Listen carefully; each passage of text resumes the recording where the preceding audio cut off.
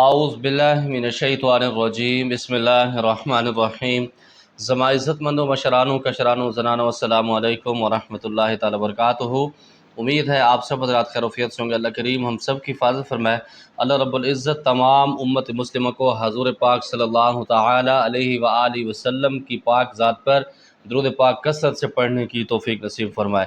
मुअज़्ज़ज़ ख़वातीन व हज़रात, आज की वीडियो में आपको बताएंगे जो लोग किसी को तबाह करने के लिए अमल करते हैं, अदावत के अमल करते हैं, किसी के अंदर नचाकियों के अमल करते हैं, क्या ख़ुद भी इसकी ज़द में आ जाते हैं कि नहीं आ जाते, और जो अदावत के अमल होते हैं इसके अंदर कामयाबी मिलती भी है कि नहीं मिलती। अस्सलामु अलैकुम हज़रत, मैंने ये पूछना था कि मैंने बहुत सारे वज़ाइफ किए हैं बग़ैर इजाज़त के अपने ससुराल को तबाह करने के लिए। 960 मरतबा फ़लाँ वजीफ़ा पढ़ा है। उसके बाद मुझे पता चला कि जो अमल मैंने किए हैं उसका नुकसान मुझ पर उल्टा शुरू हो गया है। मेरी औलाद नहीं हुई, समझ में नहीं आता, कोई रहनुमाई फरमा दें जिससे मेरी औलाद के मामलात क्लियर हो जाएं।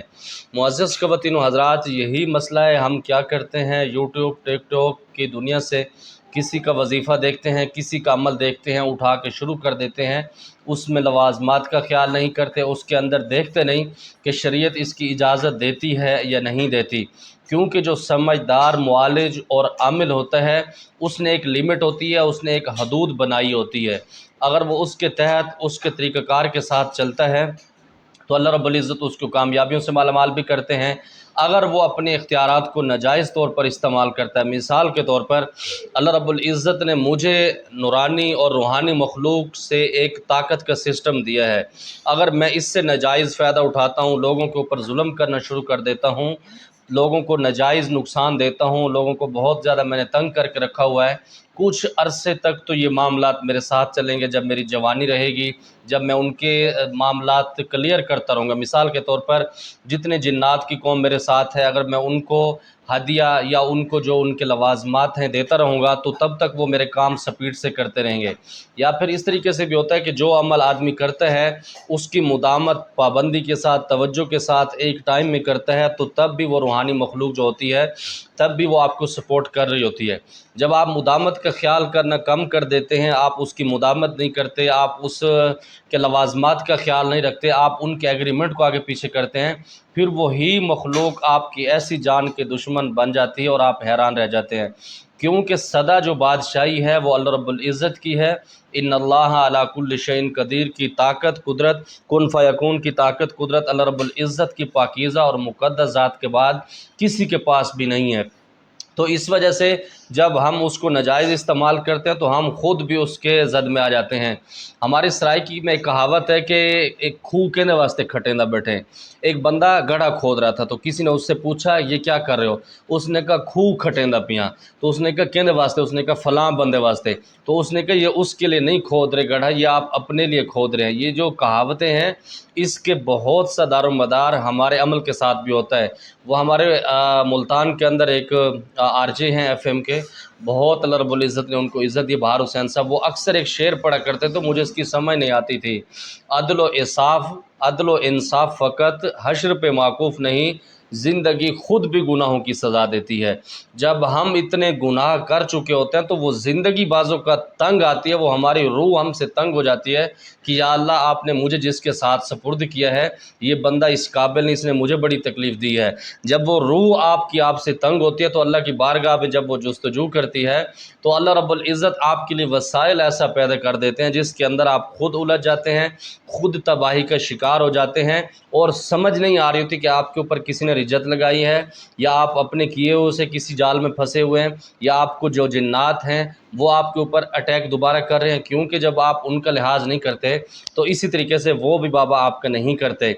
इसी तरह मैं हमेशा कहता हूँ कि जितने भी अदावत का, जब भी मैं किसी का अमल करता हूँ या उसको बताता हूँ, पहले तो मैं अदावत के अमल अल्हम्दुलिल्लाह अब नहीं करता।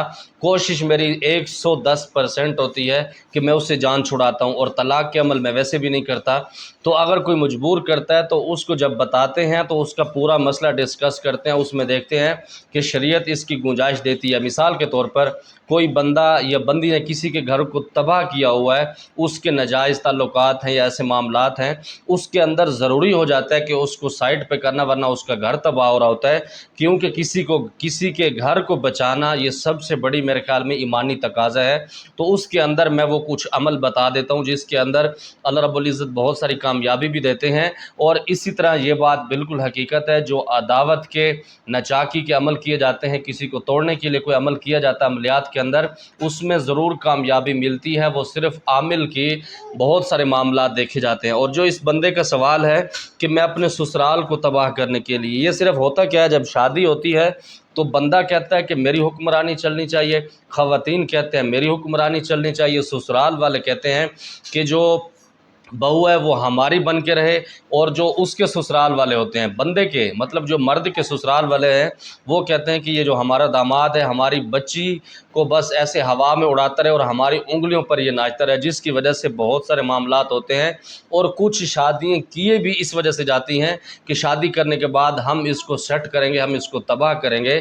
تو اس وجہ سے اگر کوئی ایسا مسئلہ ہو تو آپ کسی عالم دین سے، اس معالج سے رابطہ کریں جو شریعت کے روح کو جانتا ہے، شریعت کے تقاضوں کو جانتا ہے، پھر اس کے بعد وہ اس پر فیصلہ بھی کر سکے کہ آپ نے اس کے لیے عمل کرنا ہے نہیں کرنا۔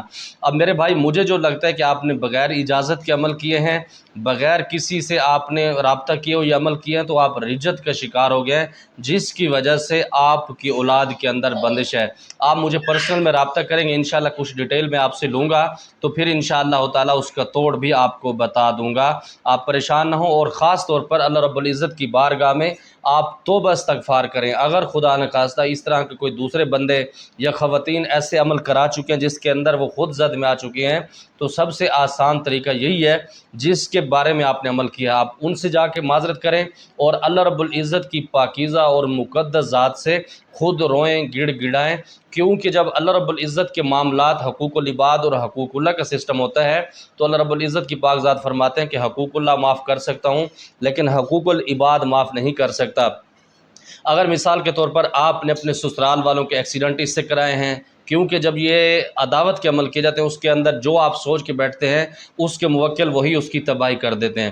اگر آپ کی وجہ سے ان کا گھر تباہ ہوا ہے، یا وہ آپس میں لڑائی جھگڑے ہوئے ہیں، ان کے تنازع ہوئے ہیں، اور آپس میں ان کے ایکسیڈنٹ وغیرہ ہوئے ہیں، یا اس کے اندر کسی کی ڈیتھ ہو چکی ہے، آپ خدا کے لیے ان سے جا کے معافی مانگیں، اور اس کے بعد اللہ رب العزت سے توبہ استغفار کریں۔ آگے کے لیے اللہ رب العزت سے وعدہ بھی کریں کہ یا اللہ پھر زندگی میں کبھی اس طرح کے کام نہیں کروں گا۔ انشاءاللہ اگر آپ نے ان کو راضی کر دیا جن کے اوپر آپ نے جادو کیا اپنے سسرال والوں کے اوپر، یا آپ نے ان کے خلاف جو وظیفے کیے ہیں، ان کو تکلیف جس سے پہنچی ہے، اگر ان کو پتہ ہے تب بھی ٹھیک ہے، نہیں پتہ کوئی فرق نہیں پڑتا، کیونکہ جب آدمی کسی کے پاس چل کے چلا جاتا ہے تو اللہ اس کے دل میں آپ کی محبت بھی ڈال دیتے ہیں، اور اس کے دل میں کچھ لوگ ایسے ہوتے ہیں جو اپنے آپ کو خاندانی کہتے ہیں، جب بندہ ان کے پاس چل کے بھی جاتا ہے تو وہ اس کو قدر نہیں کرتے، ورنہ بہت سارے لوگ ایسے ہوتے ہیں کہ جب آدمی ان کے پاس چل کے جاتا ہے تو وہ معاف فرما دیتے ہیں۔ آپ ان سے معافی مانگیں، اللہ رب العزت سے توبہ استغفار کریں، انشاءاللہ تعالی اللہ رب العزت آپ کے تمام معاملات بہتر فرما دیں گے۔